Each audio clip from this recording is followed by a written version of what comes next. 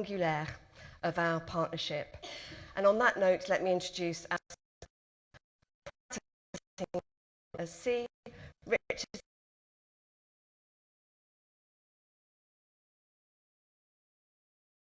Political Director. He is the first C to have engaged with social media, and you have many more followers than me. What can I say? C'est la vie. Monsieur Lerner, before beginning your current role, you were Director General of the Direction Générale de la Sécurité Intérieure, so the Interior Intelligence Services in France, part of an illustrious career through the Ministry of Interior and the Corps Préfectoral. Donc, merci beaucoup encore de votre présence. So on that note, Monsieur le Directeur Général, it's over to you first for the opening remarks before Richard delivers the first ever Entente Cordiale lecture. Merci à vous.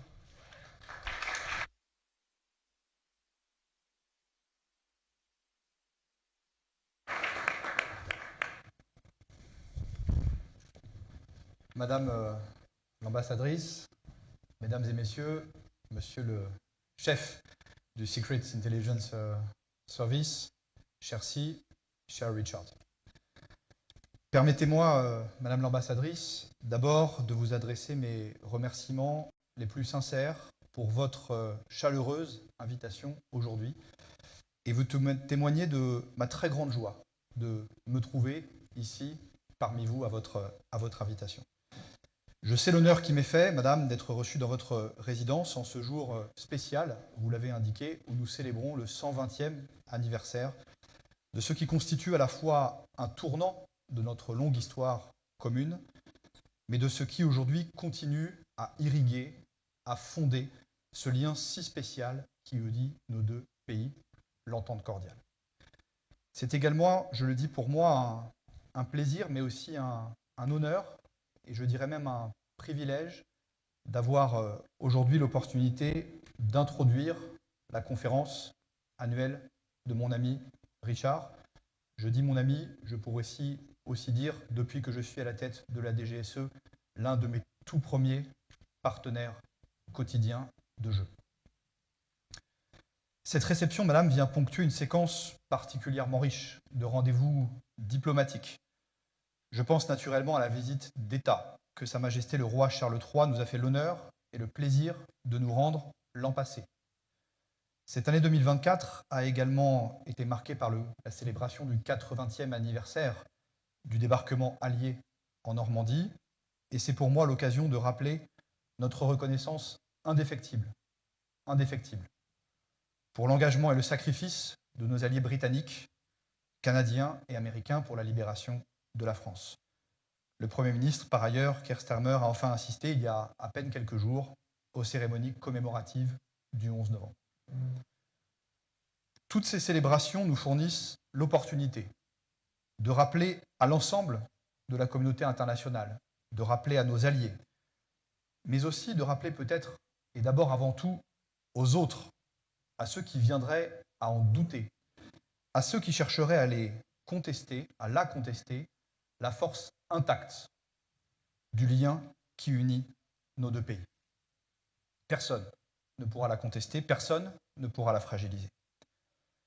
Dans la période particulièrement lourde que nous traversons, ce n'est pas un hasard, j'en suis persuadé, si la France, la Grande-Bretagne se tiennent côte à côte, alliés dans les principales crises qui aujourd'hui secouent notre planète. Ce n'est pas un hasard parce que ces combats, les combats que nous menons en Ukraine, que nous menons au Proche-Orient, nous les menons au nom de valeurs que nous avons en partage depuis des décennies et des siècles.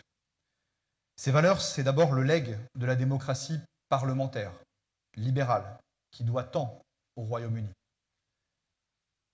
Ces valeurs, c'est un élan sans cesse renouvelé vers le savoir, vers la connaissance, forgé dans nos universités séculaires, une aspiration pour la création artistique, littéraire, scientifique, incarnée par nos grands auteurs, par nos grands artistes, qui témoigne de la confiance, de la valeur que nous accordons à l'expression des libertés individuelles. Ces valeurs, c'est également un attachement au multilatéralisme et au mode de résolution diplomatique des conflits. Aujourd'hui, cet esprit, l'esprit qui avait prévalu lors de la création et le lancement de l'entente cordiale, reste vivant. Il se décline dans un très important nombre de politiques publiques et je ne les citerai pas. Mais cet esprit, il se décline évidemment dans notre coopération de défense de sécurité et singulièrement dans la coopération que les services de renseignement français et britanniques entretiennent. Pendant la période du Brexit, je ne vais pas trop parler du Brexit, mais pendant la période, il se trouve que j'étais en responsabilité auprès du ministre de l'Intérieur et ensuite à la tête, Madame l'ambassadrice, vous l'avez rappelé, de la Direction générale de la sécurité intérieure. Et donc je participais à des très nombreuses réunions où je constatais la très grande inquiétude, les craintes de très nombreux départements ministériels, de beaucoup de mes collègues, qui s'inquiétaient des conséquences qu'aurait le Brexit sur notre relation bilatérale. Dans la salle, j'étais le seul, pratiquement, à ne pas m'inquiéter des conséquences du Brexit quant aux relations que nos services de renseignement allaient continuer à entretenir. Et je dois dire que depuis le Brexit, ce n'est pas une conséquence directe du Brexit, c'est simplement la conséquence de la multiplication des conflits et des crises. Ces relations, cher Richard, n'ont eu de cesse que de s'approfondir et de se renforcer. Le rythme, la densité des échanges, je le disais, non seulement n'ont pas diminué, mais ont augmenté au fur et à mesure que le monde devenait de plus en plus lourd d'enjeux. En matière de renseignement, mesdames et messieurs, il faut que vous le sachiez, les échanges entre nos centrales, entre Vauxhall et le boulevard Mortier, mais aussi entre nos postes, entre nos stations à travers le monde, sont quotidiens. Il n'y a pas une journée sans que des messages soient envoyés, sans que nos équipes se rencontrent, sans que nous travaillions ensemble à échanger du renseignement, à construire des opérations.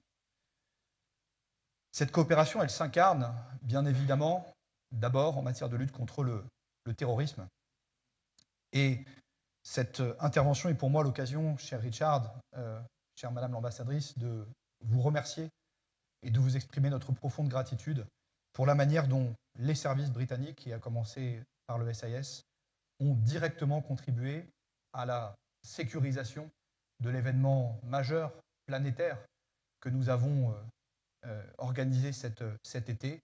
La réussite des Jeux Olympiques, nous le devons bien sûr à l'investissement, à l'expérience des services de renseignement, des forces de police et de gendarmerie françaises, mais nous la devons aussi à la coopération, à l'appui, à l'aide que nos partenaires nous ont apportée, et parmi eux, et tout en haut de la liste, les services de renseignement britanniques. Soyez assurés de notre profonde gratitude pour cela.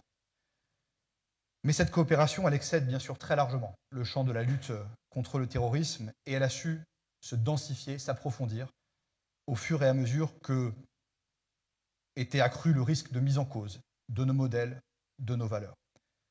J'ai eu l'occasion de m'exprimer il y a quelques jours publiquement sur les bouleversements de ce monde.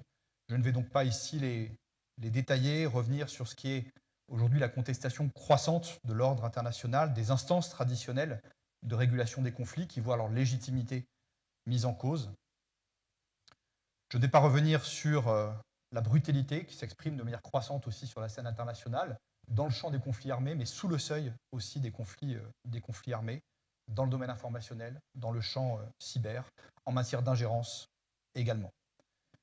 Je ne vais pas revenir là-dessus, j'aimerais simplement m'attarder, pour terminer, sur quelques théâtres, quelques conflits sur lesquels la coopération entre nos deux services est, pour nos dirigeants, pour la prise de décision de nos dirigeants, déterminante. Le Proche-Orient, bien sûr, où le conflit, désormais régionalisé, est loin d'être terminé. Nous sommes, en tant que service de renseignement, mobilisés sur différents fronts, mais au moins pour servir deux missions principales. La première, en tant que service de renseignement, nous avons l'obligation de fournir à nos autorités, à nos dirigeants, les éléments qui leur permettent de prendre leurs décisions en propre et de fonder leurs décisions sur une capacité d'appréciation souveraine. Nous sommes également mobilisés, les services de Richard et les miens, pour appuyer les initiatives diplomatiques menées par le président de la République, le gouvernement et nos ministres des Affaires étrangères. Et à ce titre, je salue bien sûr l'espoir qu'a fait naître le cessez-le-feu conclu mardi dernier au Liban, entre Israël et le Liban, au terme, vous le savez, d'intenses efforts diplomatiques menés par les États-Unis, la France, mais avec également un rôle permanent d'échange entre services de renseignement depuis maintenant de très longs mois. La DGSE, le SIS, Fred Richard se tiennent côte à côte pour faire en sorte que ce cessez-le-feu augure un nouveau cessez-le-feu, cette fois-ci au sud, dans la bande de Gaza. Nos services, je le dis aussi, sont côte à côte pour faire face à ce qui est sans doute l'une des menaces, pour ne pas dire la menace la plus critique des mois à venir, l'éventuelle prolifération atomique en Iran, où là aussi l'échange de renseignements sera crucial pour permettre à nos autorités de prendre les bonnes décisions et de définir les bonnes stratégies. Notre coopération est également vivante dans l'espace Indo-Pacifique, où se joue d'ores et déjà une grande partie de l'avenir du monde. Nous sommes ainsi notamment mobilisés pour permettre à nos gouvernements respectifs, à nos autorités respectives, de construire leur stratégie, leur politique à l'égard de la Chine, construire ce partenariat, faire vivre ce partenariat, tout en préservant notre souveraineté, tout en veillant à fournir à nos autorités les meilleurs éléments d'appréciation, et bien souvent ici du renseignement, pour là aussi leur permettre de prendre les bonnes décisions lorsqu'il s'agit de bâtir la stratégie à l'égard de ce pays. Et je le dis, dans cet espace qui est lointain, qui est complexe, rien ne serait possible sans la coopération entre nos services. L'Ukraine, évidemment, enfin, l'Ukraine, Kiev, où se joue la sécurité d'un État souverain, d'un État indépendant, d'un peuple européen, où se joue aussi la sécurité collective de notre continent et de l'Europe. Je souhaiterais ici affirmer mon soutien, notre soutien au combat du peuple ukrainien pour sa liberté, pour sa souveraineté, notre admiration pour son courage aussi. J'aimerais aussi indiquer combien l'action des services français et britanniques nous a permis ces dernières années de détecter, d'anticiper et de réagir de manière conjointe contre toutes les formes renouvelées d'agressivité russe et singulièrement des services russes à notre égard. Là aussi, les expériences britanniques, nous avons évidemment tous en tête l'affaire Skripal il y a quelques années, et ensuite les expériences de chacun de nos deux pays nous ont permis de mieux comprendre cette menace et donc de mieux la contrer lorsqu'il ne s'est pas agi de mener ensemble des manœuvres d'entrave et de riposte. Vous le voyez, face à ces menaces systémiques, je tiens ici à témoigner, après Madame l'ambassadrice, vous l'avez rappelé, plus de 6 ans d'expérience dans le domaine du renseignement, ma conviction profonde, nourrie au titre de ces années d'expérience, de combien aujourd'hui le Royaume-Uni contribue à la sécurité de notre continent et à la sécurité de l'Europe. Bien sûr, et nous regardons parfois avec un peu d'envie les partenariats que les services britanniques ont pu créer avec d'autres très grands partenaires. Je pense bien sûr à l'alliance des Five Eyes. Mais même si votre pays, Madame, cher Richard, a bâti sa puissance sur les mers, conserve une place diplomatique et commerciale à vocation mondiale et globale, même si les choix souverains du peuple britannique, je l'évoquais à l'instant, ont acté la séparation d'avec l'Union européenne, et malgré l'aspiration anglaise évoquée par Winston Churchill au grand large, vous restez pour nous un éminent pays européen. Et le savoir-faire, l'expérience, la créativité, la capacité à innover, le professionnalisme des services britanniques est mis, et je n'en doute pas, seront mis à l'avenir au service de la sécurité de notre continent, à un moment où, vous le savez, notre président de la République appelle à une souveraineté européenne et une autonomie stratégique européenne renforcée. Je termine en disant que j'ai eu en 6 ans le privilège de côtoyer plusieurs grands chefs de service britanniques, évidemment Richard, je le disais, qui est mon compagnon de jeu depuis maintenant une année, mais avant toi Richard, Alex Younger, et puis mes partenaires intérieurs pour lesquels je veux avoir une pensée aujourd'hui, Ken McCallum bien sûr, et avant lui Sir Andrew Parker, Anne Keith Butler également à la tête du GCHQ. Ce qui m'a toujours frappé avec ces collègues qui avaient chevillé au corps la sécurité de leur pays, la sécurité de leur nation, la sécurité de leur État, c'est la manière dont, à chaque fois que la sécurité de notre continent et de l'Europe était en jeu, nous les trouvions non seulement à nos côtés, mais à la tête de la coalition des services européens. Et c'est ce que je retiens de ces années d'échange avec vous. Face aux crises, et je termine, face à ces défis, les valeurs de l'entente cordiale n'ont jamais été aussi modernes, aussi d'actualité. Et je dis d'autant plus, Madame l'ambassadrice, que le dernier nuage, peut-être, qui pesait sur notre relation, qui était lié au fait qu'il y a maintenant une quinzaine d'années, c'est en France que le groupe Oasis avait décidé de se séparer. Je sais que ces 15 ans de contentieux ont été lourds à porter. La réunification qui s'est peut-être fait d'ailleurs à l'issue de tractations encore plus complexes que celles qui avaient prévalu il y a 120 ans au moment de la signature de l'entente cordiale, tout ça est désormais derrière nous. Je m'en voudrais de terminer sur une note par trop rock'n'roll ou par trop musicale. Et donc c'est avec le respect à l'égard de Sa Majesté le roi Édouard VII que j'aimerais terminer. Au moment, en 1908, le roi déclarait, et je me permets très modestement de faire mienne cette déclaration, « Je souhaite que l'entente entre les deux pays soit une entente permanente, parce qu'elle est nécessaire pour le bonheur et la prospérité de nos deux nations, et pour le maintien de la paix qui fait le bonheur du monde. » Et si vous me permettrez de compléter les propos du roi, le bonheur du monde et le bonheur de l'Europe. Merci de votre invitation, je suis extrêmement sensible à cela et au bonheur de partager cette estrade avec toi, cher Richard. Merci à tous.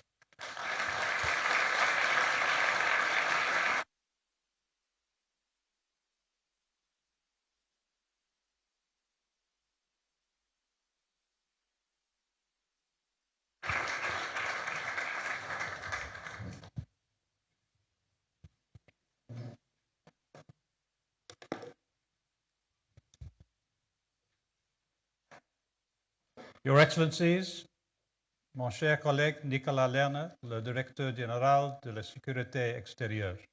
Ladies and gentlemen, mesdames et messieurs. Thank you, Ambassador Mena, to you and your team for hosting this splendid occasion, and to my dear friend and colleague Nicolas for his very kind words of introduction. I'm not sure I can compete with you on popular culture, Nicolas, so I'm going to leave that to one side. As Chief of MI6, I tend to limit my public interventions to occasions when I believe I can contribute to public understanding of specific events. But today I want to talk about something else, the bigger picture, if you like. I want to take this opportunity to highlight the hidden strengths of our democracies, the deep alliances built on shared values and forged in our collective work to maintain peace, freedom, and open societies. Back in September, the director of CIA, Bill Burns, and I talked about Britain and America's special relationship. And I'm here in Paris today to highlight another of our vital partnerships with France and DGSC. Britain and France, Britain and the United States, nations built on the same ideals, creating partnerships through friendship, joint endeavor and historic achievement, transcending the generations. I believe these partnerships are the secret weapon of free nations, never more valuable than today. And it was that same insight which inspired the Entente Cordiale 120 years ago this year, when Britain and France resolved to unite our destinies and stand together against common threats. As early as 1912, the first chief of MI6, Mansfield Cumming, made his first ever visit to a foreign partner by coming to France to meet the Deuxième Bureau to compare insights on German capabilities and intentions. He began a tradition which our services have honored through 2 world wars, 1 Cold War, and countless crises, including those that we face today in Ukraine and the Middle East. Time and again, our friendship has been tested in adversity, starting with the cataclysm of the First World War, with Verdun being the epitome of French sacrifice, and the Somme evoking the same emotion in British hearts. But one of the greatest crises of them all unfolded barely 60 miles from this room, when in March 1918, the British and French armies came close to being overwhelmed by Germany's last great offensive of the war. And in the heat of that emergency, our two countries asked Marshal Foch to become Supreme Commander of Allied forces on the Western Front. And at a stroke, the British government placed the biggest land army Britain had ever fielded under French command. Foch and his Allied comrades turned retreat into victory in just 8 months. And afterwards, Foch said, "I am conscious of having served England as I served my own country." Later, in a time of still graver peril, General de Gaulle proclaimed in his appel on the 18th of June, 1940, "La France n'est pas seule, elle n'est pas seule." France was indeed not alone, because de Gaulle was broadcasting from London, reigniting on British soil what he termed the flame of French resistance. That flame, in turn, was kindled by the men and women of the Special Operations Executive, asked by Churchill to set Europe ablaze. After the war, the SOE was merged into SIS, and we cherish our heritage of covert action, which we keep alive today in helping Ukraine resist the Russian invasion. The depth and trust of the intelligence cooperation between La France Libre and Britain, embodying the spirit of the Entente Cordiale, was symbolized by the formation of DGSE's forerunner, the Bureau Central de Renseignement et d'Action, in 1940 by Colonel André de Vavrin, with the help and support of SIS.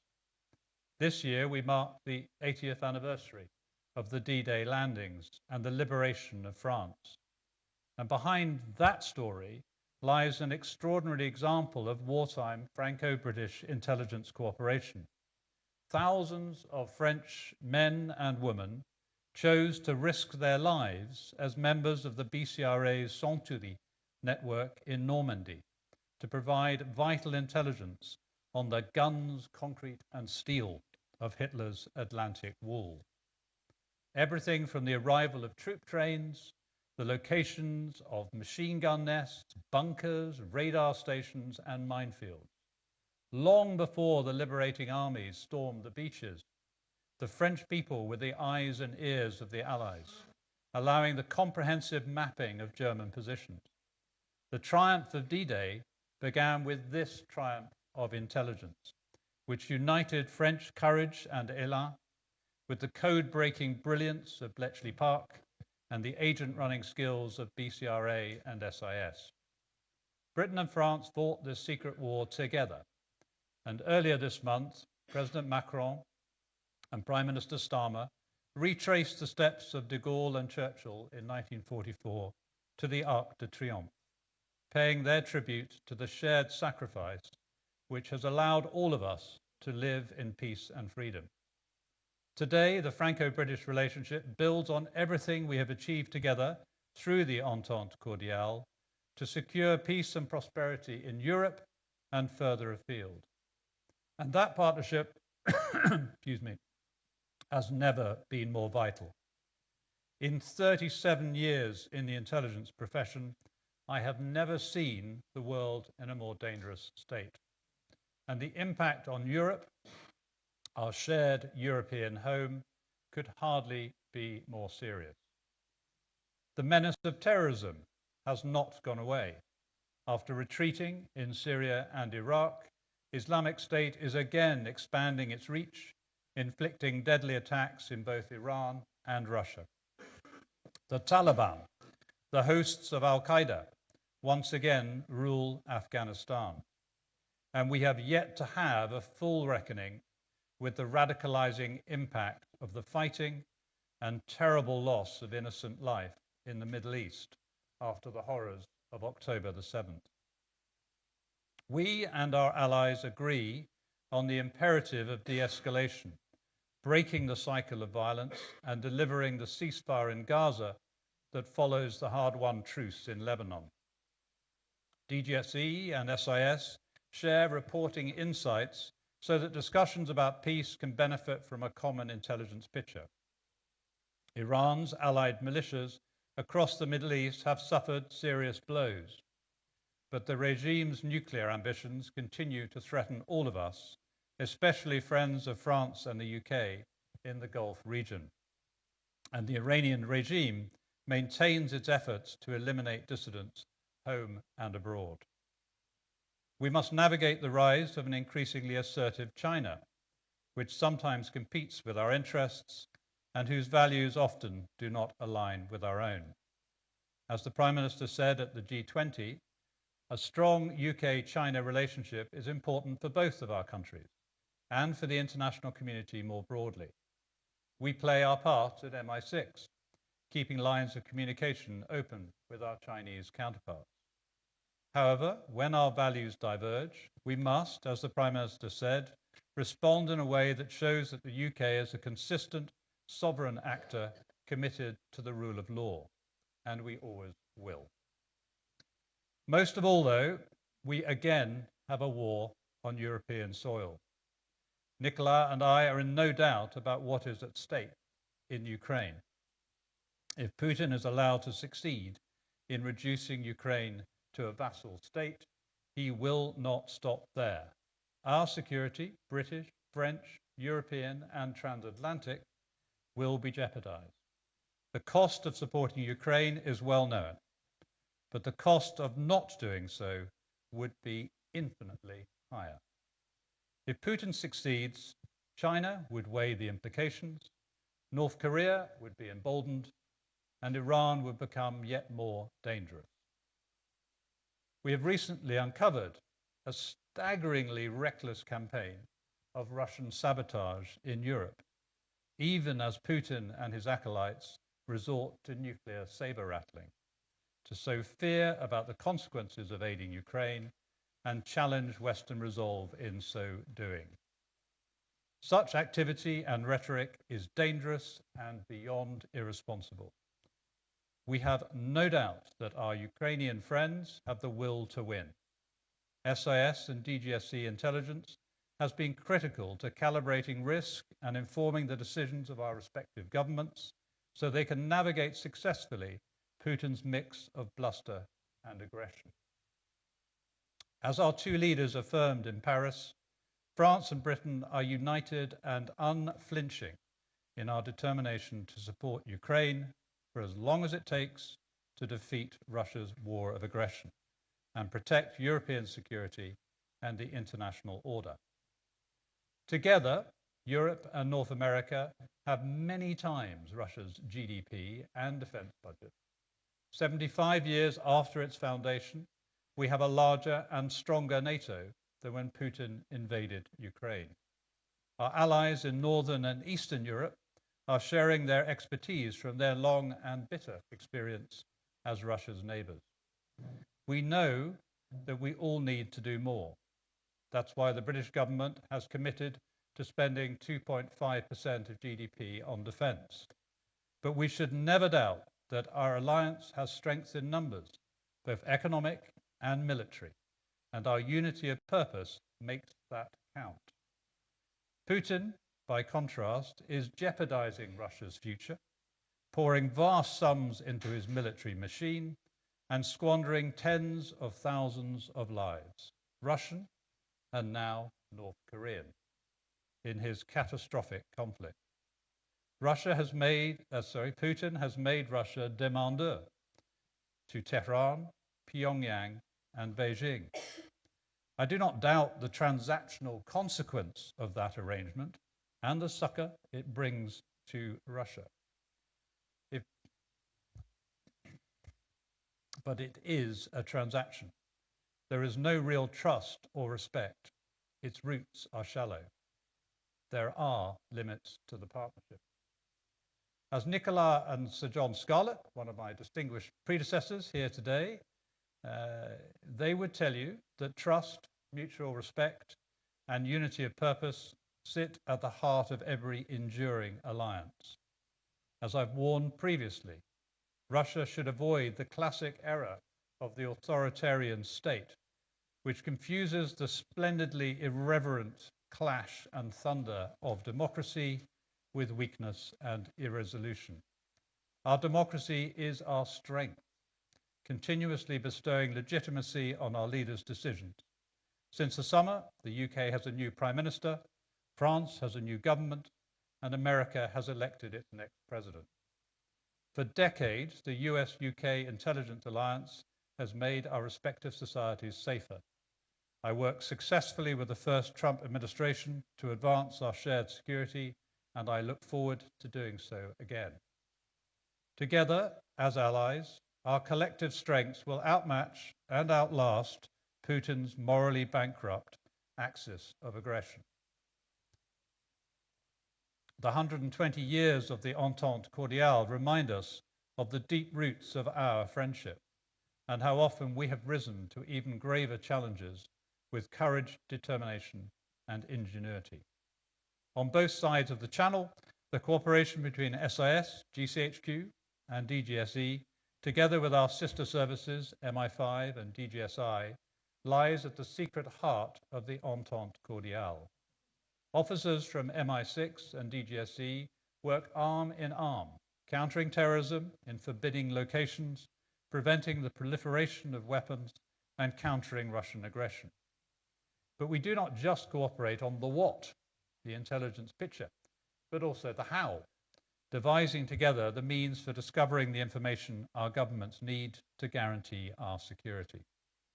Years of technical collaboration mean we are constantly learning from each other in delivering technology to enable operations.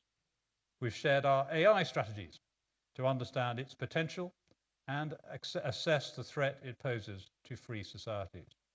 Our intelligence officers, data scientists, engineers, linguists, and analysts are in regular dialogue, continuously shuttling beneath the Channel on the Eurostar, which carried its first passengers 30 years ago this November.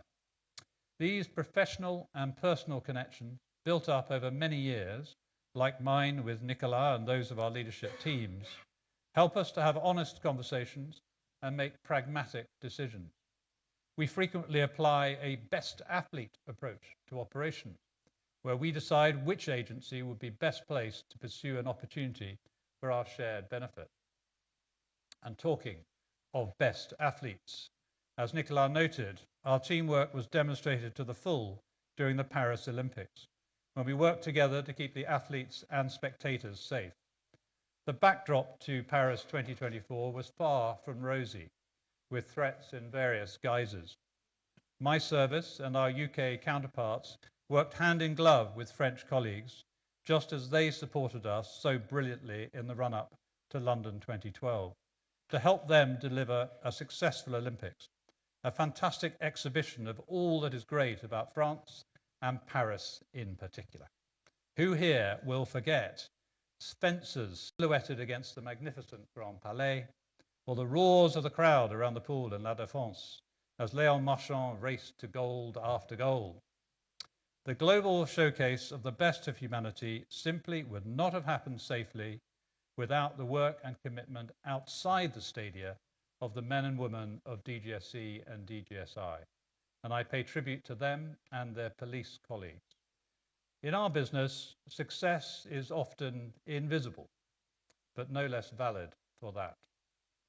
This is something we tell our new officers. MI6 and DGSE put in a lot of effort to ensure we recruit talented people, capable of developing cutting-edge tech, judging risk, and crafting operations to persuade people to work with us. Doing this is only possible with a diverse range of officers whose varied backgrounds and experience make us better at spying, as well as reflecting the countries we serve. I want to return to the theme that frames today's lecture, how our secret strength is found in the alliances that we maintain through thick and thin over decades. Contrasted to the tactical cooperation of others, it is our deep alliances that give us the critical edge we need. In our business, perhaps more than many others, you need friends you can rely on. I've been blessed with outstanding counterparts in DGSE, first Bernard Emier and now Nicolas, who led the French domestic service DGSI until Céline Berton took over last year. Together, the three of us, along with my British colleagues, Ken McCallum of MI5 and Anne Keith-Butler of GCHQ, are living not only an entente cordiale, but I might venture to suggest an entente amicale. The French Republic crystallizes our shared ideals into three words: liberté, égalité, fraternité. That immortal rallying cry inspires our partnership and stirs British and French hearts alike. It is in this spirit that we are equipping an intelligence partnership forged in the darkest moments of the 20th century for the challenges of the 21st. Vive l'entente cordiale, vive l'entente amicale. Thank you.